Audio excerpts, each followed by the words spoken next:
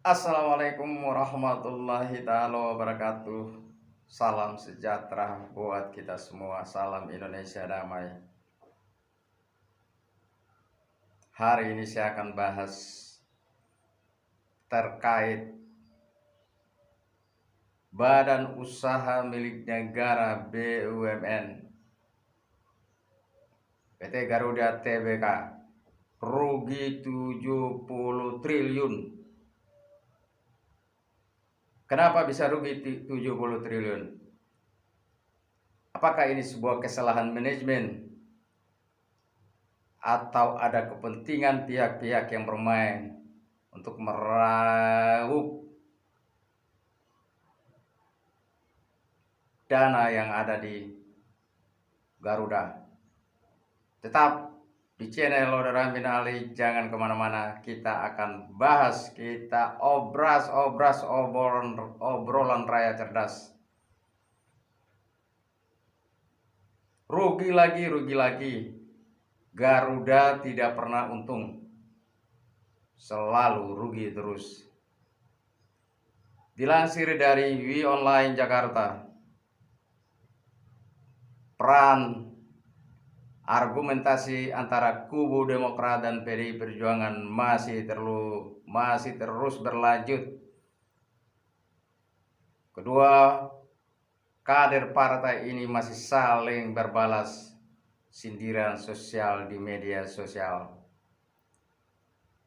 Politikus Demokrat Yan Harahap mengungkit kembali penjualan badan usaha milik negara PT Indosat yang dilakukan ketika PDI Perjuangan menjadi partai penguasa, yaitu pada zaman Megawati sebagai Presiden Republik Indonesia. Dia juga mengomentari kondisi badan usaha milik negara PT Garuda Indonesia Persero Tbk yang sudah diunjung tanduk karena sudah dinyatakan pailit. Diketahui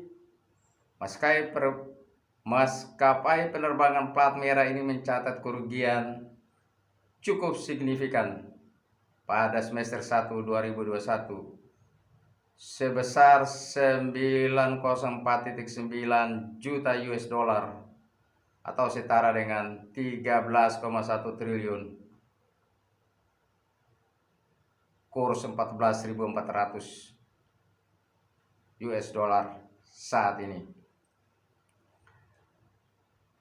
Kenapa utang Garuda yang fantastis mencapai 70 triliun? Sejarah mencatat Indonesia dijual di era Megawati Soekarno Putri PDI Perjuangan pada saat itu beliau berkuasa. Jika Garuda Indonesia harus ditutup karena bangkrut, sejarah juga akan mencatat babak baru maskapai penerbangan negeri bangkrut di era Jokowi. Sebelumnya, Kementerian Badan Usaha Milik Negara memastikan Garuda Indonesia tidak menerima suntikan dana berupa pernyataan modal negara PMN untuk menyelamatkan kinerja Garuda.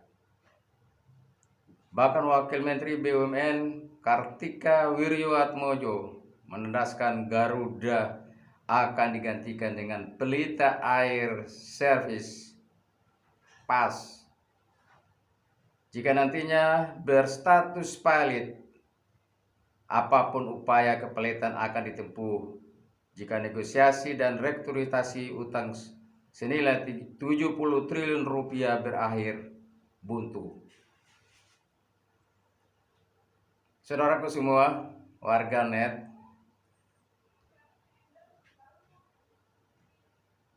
nggak ada kebanggaan sebagai anak bangsa ketika badan usaha milik negara ini dijual. Nggak ada kebanggaan sebagai anak bangsa ini, perusahaan-perusahaan milik negara begitu saja dijual. Mengapa pengelolaan badan-badan usaha milik negara ini selalu rugi? Padahal hampir setiap tahun pemerintah selalu menyuntikkan dana untuk menunjang kinerja perusahaan plat merah ini. Tapi juga hasilnya rugi. Di mana yang salah ini? Korupsi menjadi hal yang memang selama ini membuat perusahaan-perusahaan plat merah ini gagal. Membuat perusahaan plat merah ini rugi.